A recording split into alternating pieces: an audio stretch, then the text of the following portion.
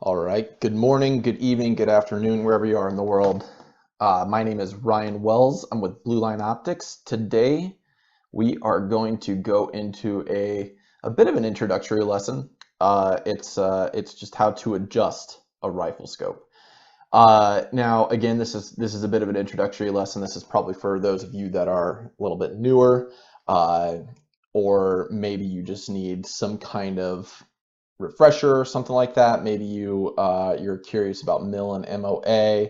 Maybe you're unfamiliar with the bullet drop calculations and how to use bullet drop calculators and bullet drop compensators to adjust your reticle.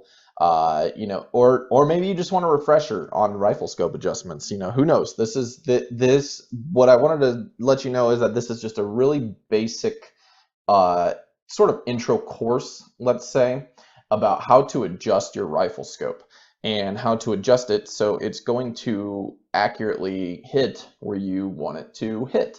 Now, we're not going to be going into how to sight it in. We're not going to be going into how to set it up or anything like that. This is just like the real basics of the rifle scope as you're looking at it downrange, and how to make the various kinds of calculations and adjustments on the scope in order to hit the target where you want to hit it. I'm planning on this being around 15 to 20 minutes. Some folks have been telling me that I tend to get a little long-winded and go a little bit longer. So we're gonna try to keep this around 15 to 20 minutes so that it's pretty straight and to the point.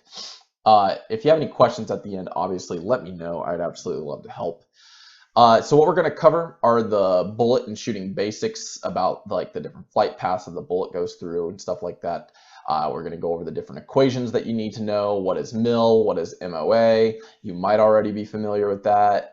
If you're not, then this is going to be really good thing for you to pay attention to. And even if you are, it might be a good refresher for you. Click values and how the reticle moves and how you're supposed to adjust your rifle in order to compensate for that. Again, bullet drop, how to use a BDC calculator. That's a bullet drop compensation calculator. And then how we use the calculator to adjust for wind, how to tell what the wind is doing in terms of miles per hour, where it's blowing from, etc. And in addition to that, we're going to take a look at holdovers, just in case you end up buying a more complicated rifle scope and can use the holdovers and the subtensions that they provide. So without further ado, let's go ahead and get started. So we'll start off with bullet and shooting basics. So really basic concept here is that bullets do not fly in a straight path. Once they leave your barrel or the muzzle, they immediately begin to fall. And this is due to gravity, right? Okay, so physics 101, maybe from basic physics or basic science that you might have taken back in high school. The gravity is constantly working on us, right? And so although you will see an arc here on the bullet trajectory, and technically speaking, as soon as that bullet leaves the muzzle there, gravity's already having an effect on it, and it's pulling it down towards the ground. Okay, if it wasn't, then it would look more like this line right here, like the Bohr axis. It would just keep on going, going towards infinity. However, it's not. Gravity is constantly just taking effect on the bullet and pulling it down. So that is what the actual bullet trajectory ends up looking like over whatever range. We have 200 yards here just because that's just what it is. Now, what the scope does is it allows us to adjust for this fall. And it allows us to adjust for this fall because this might not be the best example right here, but imagine that your scope is on this line. When you adjust for it, you adjust the scope so that by enough mil or enough MOA so that when the center of your scope is pointing at the center of the target, what is actually happening with your barrel is that it's pointing up in the correct trajectory, or it's pointing up in the correct angle to have the bullet make the correct trajectory in order to hit the target. So the center of the scope is not the exact direction the bullet is flying. It is the direction. It is the spot where the bullet will hit, because you have to adjust your you have to adjust your barrel in order to compensate for the increase in direction. And then we come to the different measurements that we use when adjusting a rifle scope. So we use angular measurements when we adjust for rifle scopes, and there's just a couple of different reasons why, but but the main thing is that when you move a barrel or make an adjustment on a barrel, it moves in an arc. It doesn't move in a linear fashion. So you have to figure out how much of an angle that moved and then translate that into its linear counterpart. And how we do that is we use what's called mils and MOA. And mils stands for milliradians, and MOA stands for minutes of angle. Now, a milliradian is just 1/1000th of a radian, and that makes it extremely easy to use when measuring distances, because that's typically what we're going to be using mils and MOA for, is to measure distance to target, and then use that to make adjustments based on, or to use that and put it in our bullet drop compensator calculator, which we're going to go over later, and be able to make adjustments so that the bullet hits the target the way that you want it to hit, as we described in the last in the last slide. So a milliradian is just 1/1000th of a radian, and when you use that to calculate distance, it just means that is 1/1000th of any target, or of any distance. So if you're 1,000 yards to target, then 1 milliradian is going to be 1 yard. That easy. Or 1 mil is going to be 1 yard. It's typically called mil or mils. And if you need a refresher on what a radian is, which I did before I started learning this stuff, then you can reference this circle up here. So a radian is simply the angle that is created between the radius, or the edge of the radius, I should say, of the circle, and the distance of that radius along the edge of the circle. So if you take the value of the radius and you apply that length to the edge of the circle, the point where it comes up is used to measure an angle, and that angle is 1 radian. And then 1 milliradian is just going to be 1/1000th of that.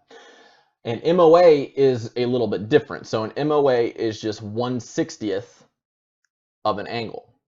So if you picture this as 1 degree, then 1 MOA is just going to be 1/60th of that 1 degree. And an MOA is a little bit more complicated than what milliradians are, because it doesn't break down as easy. Some people prefer MOA, and that's totally fine. That's, they prefer it for various reasons. Maybe they grew up using it. Maybe they just find it easier to use.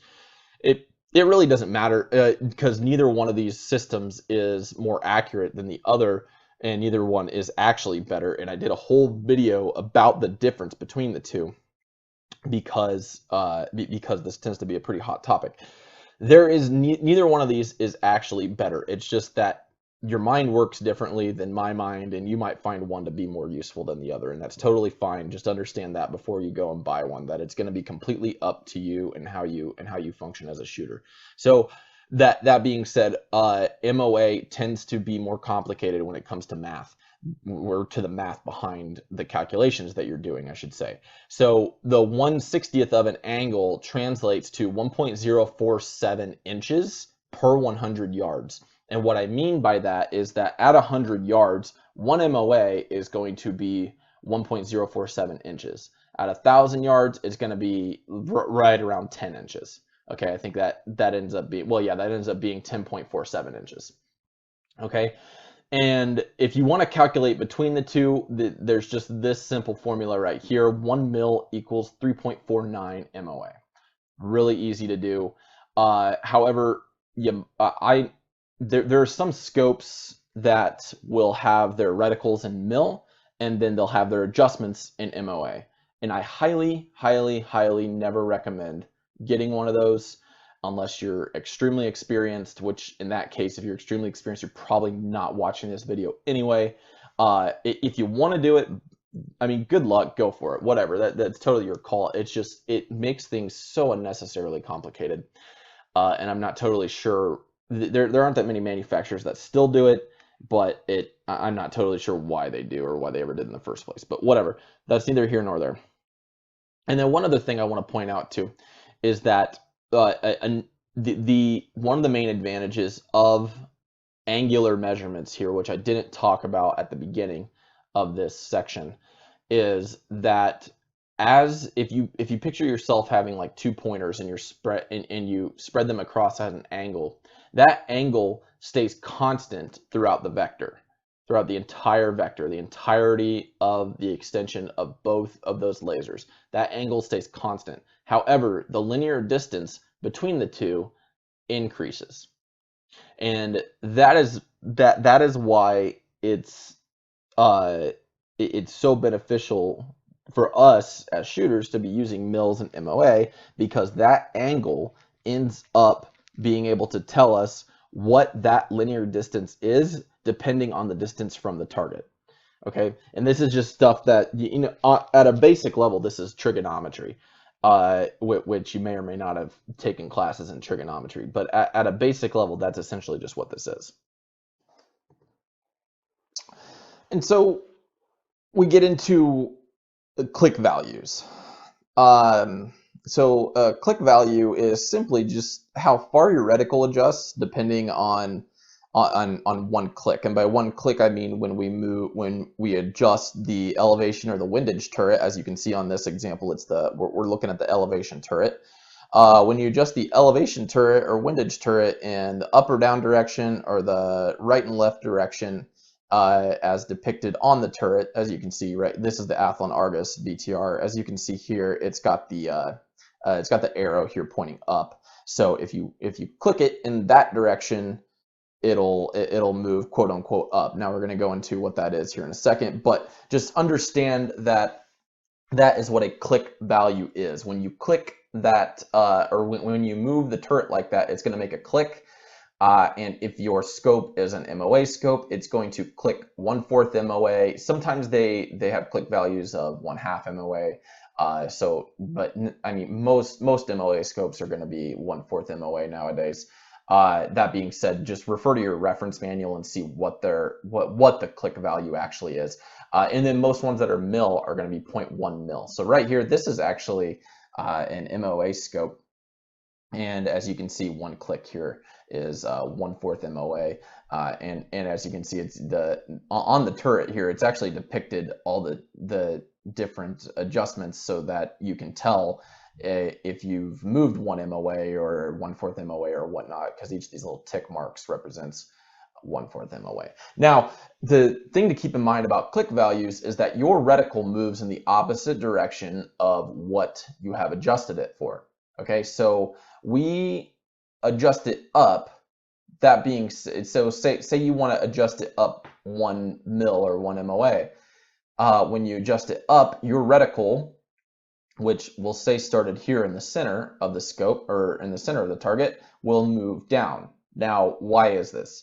This is because you have to adjust your barrel up so that reticle hits the center. Again, remember, we're not looking at the exact flight path of the bullet.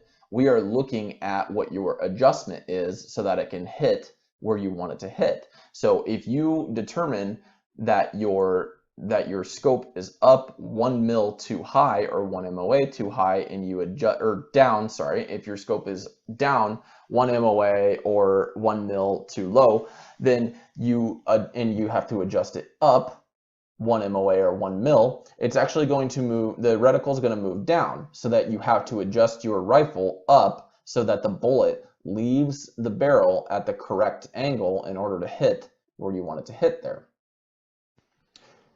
And so now that we understand that, let's actually take a look into how to calculate bullet drop. So there are a couple of really, really useful calculators out there, and we're actually working on another one that I think is going to be incredibly useful too, that just give you this information automatically. I mean, there are ways to manually calculate it, and if you really want to do that, by all means, go for it. But you don't need to, is my point here. You can find this, you can use these really easy to use calculators online that just make it really straightforward to you.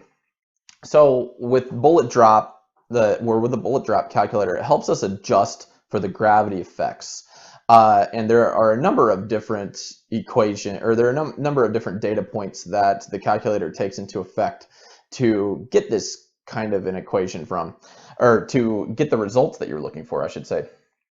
And one thing I want to make you aware of is that it's really important for you to keep your own data on previous engagements, or a dope book. And a dope book is literally just you measuring your own data. So measuring, where did you say you were going to hit? Where did you actually hit? Where did the calculator tell you that you were going to hit? This is really important because your gun is going to shoot different than other people's guns. Every bullet, honestly, even though it's made with the same manufacturing process, every bullet could be different, and it could be affected by your gun differently. Okay, so just because you're shooting a 308 Win doesn't mean that the other person that's shooting a 308 Win is going to have the same muzzle velocity, or the same average muzzle velocity, we should say. And this is why it's important to get something like a chronograph, especially if you're going to be doing this a lot.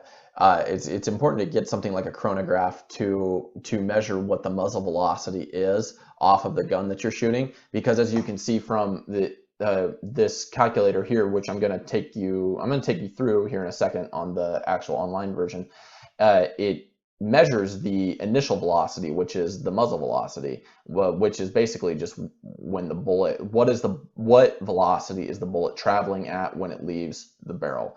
And a chronograph is an instrument that helps you measure that.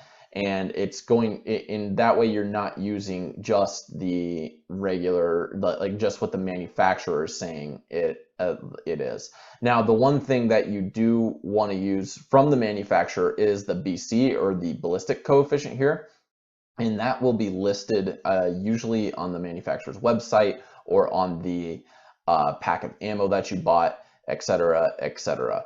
The other piece that these ballistics calculators usually take in are the bullet weight in grains. It looks like they had a typo there and said grams, but it's grains. And grains is just how we weigh the bullet, and that's going to be listed directly on the package of ammo that you buy. So here's an example, and again, I'm going to take you through this. Let's say I have 500 yards to target with my 308 Winchester 180 grain, and we have a 2620 feet per second muzzle velocity, and I entered it in as we entered it in on the previous slide, and this is what we get here. So at 500 yards, we get that the bullet drop is 69.5361 inches. Really good, right? So that's really good data to know, because now we know how much we need to adjust up on our reticle. And in this particular instance, I'm going to use mil, and I'm going to use mil because I like to use mil. You can also use MOA, no problem with that at all. But 1 mil at 500 yards, if we want to do the calculation, is 0.5 yards. So it's just 500 yards divided by 1,000, right?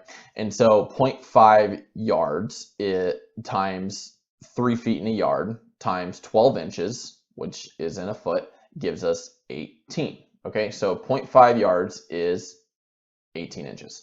And if we need to know that, because now we can figure out how many mils that we need to adjust, right? So if this drops 69.5361 inches, and there's 18 inches in 1 mil at that distance, then we get a result of 3.863 mils that we need to adjust our rifle scope down, or up, sorry, up. In this case, it's going to point down, and remember, you're going to have to adjust it. Okay, so we move back to the turret example, we move our turret up, because since it's going to be dropping 69 inches, then we have to move it up to compensate for that drop. Okay, and in this case, that's a counterclockwise rotation. And now, one thing to keep in mind is that you only have 0.1 as a click value. So if you have a 3.863 mil adjustment, you actually can't adjust for that. You have to round. and at a distance of 500, that will have an effect, but not as much of an effect as it's going to have at something like 2,500 yards, which if you're watching this video, you're probably not at that level anyway. There's a lot of stuff that goes into effect there. So just don't worry about that right now. Worry more about the fact that for this particular example, it's going to be okay if you just round up to 3.9 mils. So you would click this value 39 times and move the reticle up or down, whichever way you want to look at it, to compensate for that. And then you're going to have to move your barrel to compensate for how far the reticle moves down. And that should hit you right on target. Now, let's actually take a look at this calculator. This is just gundata.org, and we're using two different calculators in this example, actually. This is the first one that we're going to be using, and it's really easy. It's just gundata.org/ballistics calculator, and I will send you a link so that you have that. And it's really, really easy. You pick your caliber, and they have pretty much everything you can imagine, as well as most brands that you can imagine. So for here, I'm shooting a Winchester PowerPoint, 180 grain, 308 caliber. And the ballistic coefficient on that is 0.381. That was filled in automatically, and I went to the Winchester website to verify. The initial velocity is 2620 feet per second, and the bullet weight in grains is 180. Okay, so we're just going to calculate that, and it gives you that exact table that I just showed you. So it's really that easy to figure those things out. You can do this on a smartphone while you're at the range. You can also get something like Straylock Pro, which is a very handy tool, which is going to give you pretty much the same exact data there. And so now we get to talk about windage correction. Okay, so windage correction is way more complicated than what we have time for in this video, because there are a lot of different things that can happen, a lot of different effects. For instance, if you have a long shot, say 500 yards or 600 yards or something along those lines, just because the wind is blowing a certain speed at a certain direction where you are at does not mean downrange it's going to be blowing at that exact same speed and direction. So you have to be able to estimate it at all those different instances and then compensate accordingly. Now, we're not going to get into that because this is just really beginner stuff right now, and we're just going to get into the basics. So the basics is that we use the same type of calculator here. You can again do the windage corrections manually, but I highly suggest just using a calculator because, I mean, humans were prone to error. There are those that are from the mindset of, well, you want to be able to do it whenever, regardless if technology breaks down on you. I totally agree with you, and if you're in that kind of a position, then you should definitely learn how to do it. However, we're assuming that with this video, that you're just kind of a beginner and that you're just getting into this kind of stuff, and you want to just know the basics of it. So let's put that in the more complicated column, and let's just show you how to use this extremely handy windage calculator. Now, it's the same exact thing that you were using for the bullet drop calculator, except we're just adding wind speed and wind angle, and I'm going to show you a really easy way to estimate that. Now, you're still going to need all your bullet data from the one that you had before, and we're going to add that in within like the next couple of slides. So calculating wind, there's a couple of really easy ways to do it. If you can see the smoke just sort of drifting, that indicates a 0 to 3 mile per hour wind. So it's a really, really small wind blowing. If you can really feel it blowing on your face, right, then that would be between a 3 to 5 mile per hour. If you can see leaves blowing, especially leaves blowing fairly rapidly, that's going to be between 5 to 8 mile per hour. And then just depending on the intensity of the leaves and dust blowing, you can assume that would be more around the 8 to 12 mile per hour. Leaves and dust blowing, you can gauge how intense the wind is by how quickly they're moving around, how out of control they seem to be. If it's just moving from one place to another, that's probably in the lower range of 5 to 8 miles per hour. If they're really, really moving, then that's probably along the lines of 8 to 12 miles per hour. And then if you can see like a tree or something like similar to a tree, or an object similar to a tree, and that's moving, then you can assume that that's going to be a pretty fast moving wind there, and that's going to be between 12 to 15 miles per hour. Now, a lot of ranges will have something along the lines of this, like a flag or something, and you can guesstimate how fast the wind is moving by how far out that flag is going. I mean, if it's fully out, then you can assume that it's probably between 12 to 15 miles per hour. If it's kind of just blowing limp like this, you can assume that it's probably anywhere between 5 to 8 and 8 to 12 miles per hour. Now, once you have that data, we're going to also be taking a look at where that wind is coming from. So this kind of goes into what the manual calculations by using half value, full value, no value. You'll use that in the manual calculations, but for now, we're just going to use it to estimate where the wind is blowing from and at what angle, because that is what we're getting from our for our windage calculator. So if it's 1, 5, 7, and 11 o'clock, if you imagine yourself laying here prone and you imagine all the points around you as being clock positions, if it's at 1, 5, 7, and 11, so 1, 5, 7, 11 right there, that is what's considered a half value, and the ones between it would be considered a half value. So going from like 10 to 0, those could all probably be considered half values, and we'll consider those to be like 45 degrees. We're going to keep it simple for this, and we're just going to say that's a 45 degree. Now, that being said, if it's coming from the 11 o'clock, it's going to be 360 minus 45 degrees, right? Because 45 degree angle is only at the 1 o'clock position. So just keep that in mind. Now, 2 to 4 and 8 to 10, we're going to that's what we call a full value, or a 90 degree wind, because if it's coming from the 9 o'clock, the difference in angle that it makes there is full 90 degrees. Now, again, you're going to subtract 90 from 360, which gives you like 270 degree. That just lets the calculator know from which direction it's blowing in there. And then if it's coming straight at you or straight behind you, we consider that to have no value. Obviously, that's not true, because it does have an effect on it. It's going to slow you down, or it's going to slow the bullet down probably a little bit. And that's going to be in more complicated calculations and a little outside the scope here. So just understand this from a basic perspective, that this is what you're looking at. Now, we'll go into the display of what we're actually going to be looking at here in a bit when I pull up the calculator itself.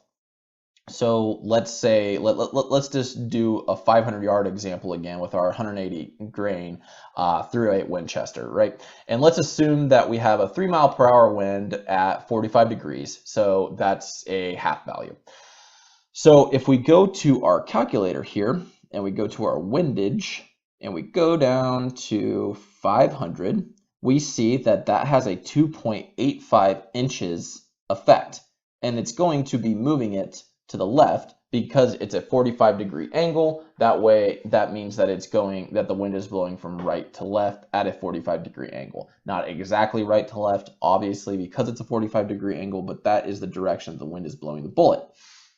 So we know that 1 mil at this distance is 18 inches, and we can use that to figure out how much of a mil of an adjustment that we want to make. So we do the 2.85 inch adjustment divided by 18 inches, which is 1 mil, and we get a 0.15 mil adjustment. And if this math gets a little confusing, I promise it gets way easier the more you practice it. And if you got questions, drop them below. If you want more examples, just let me know. I would absolutely love to do that. I might make a whole video about the different math problems you could be running into. So what we do here is we adjust the windage knob 0.2 to the right to compensate. And we do it to the right, remember, because that is going to actually move the reticle to the left, and it's going to force us to move our barrel to the right to compensate for this. Okay, and now you can use 0.1 or 0.2 mil. It's really up to you. I use 0.2 because 0.15 rounds up, right? For those of you from that remember how to do that in math, 0.15 rounds up. It doesn't round down, so I just rounded up. Again, it doesn't at this distance. It's not really that big of a deal. When we get out farther, it is going to be more. It is going to be a bigger deal, unfortunately. Okay, so that being said, let's go ahead and take a look at the calculator. And here I am. I'm just at shooterscalculator.com/ballistics trajectory chart. And I'll obviously post this link for you too. So this is the calculator you'll be looking at. Now, this is more complicated than the one we were looking at, which I like because it's going to make it more precise, obviously. And let's just go through these different inputs. So drag function, you notice you have G1 through G8. Now, the only ones you really that are really very prevalent are G1 and G7, and just understand that these are just different ways to calculate the drag. And if we go ahead and take a look here, it basically explains to you why these are different and why these are different drag functions. Okay, so G7 is what we're going to be using because it's for the long boat tail bullets, and that is the type of bullet that I'm using, and that is actually an extremely common type of bullet, so you probably are going to be using that. That being said, when you buy your ammunition, take a look and just make sure that it falls under that specific drag function. It'll have it either on the box or you can look it up on the manufacturer's website. The ballistic coefficient, same as before. The bullet weight, we want to put in 180 grains, not grams, sorry. Then initial velocity, 2620. Zero range, so where did we zero it at? Let's just say we zeroed it at 100 yards. And if you don't know what zeroing is, that is the distance at which when you point the bullet, or when that we have zeroed our scope, which means that where we have pointed the center of the reticle is exactly where that bullet is going to hit. So again, it's not moving in a straight line, but if you point that center of the reticle at the center of the target at 100 yards, it is going to hit the center of the target. That's what zeroing is. Okay, and we do that so that we know exactly where our bullet is going to hit, so we have some consistency there and we can do our measurements. Now, sight height, this actually has a really good example of what sight height is. It's just the difference between the center of the scope and the center of your barrel there. We're just putting in 1.5 inches. I actually didn't even measure mine, but we're just putting in 1.5 inches just to do that. Shooting angle, we're not going to get into that. Basically, shooting angle is if you're shooting at an angle, are you shooting down towards a target, are you shooting up towards a target? That's going to have different effects at it. And we're just going to assume a 3 mph wind at 45 degrees. Okay, and that's all that. We can go up to 1,000 yards and different step sizes and stuff like that. We're just going to do 1,000 yards at 25 yard step sizes. Okay, the rest of this I wouldn't worry too much about. A lot of it's just some customization features and stuff like that. So let's go ahead and create the chart. And here it is. We see we get the same thing. Now you'll remember in my example here, I used let's see, I think we used a different ballistics coefficient. Yeah, see, we used a 0.36 ballistics coefficient there just because that was just dummy data that I automatically had. So this isn't going to be exactly the same. But if you go down to 500, you'll see 2.68 is the windage correction there. So that's why the difference in numbers is there. If we wanted to go back and do this as a 3.6 or 0.36 and create the chart, it'll give us that same exact thing. So 500, 2.85. Yep, see, there you go. And that's how easy it is to use these online tools. I highly suggest using them. If you wanna do the basic manual stuff, by all means, go for it. I just find this to be a lot easier. And so to wrap things up, we're gonna be talking about holdovers and how to use holdovers on your reticle. Now, holdovers are much more common in FFP scopes, and an FFP scope is simply a first focal plane scope. The opposite is a second focal plane scope. The difference between the two, we have a whole article about it, so I'm not going to go into too much detail here, but we'll just say that the difference between the two is in an FFP scope.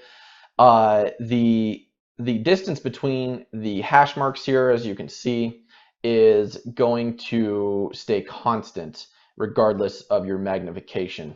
So as you magnify, or as you increase magnification, the reticle itself will also increase. On an SFP scope or second focal plane, it absolutely will not do that. So these reticle subtensions here, which we're going to talk about here in a bit, are only going to be valid where they were measured at, which is usually the highest magnification.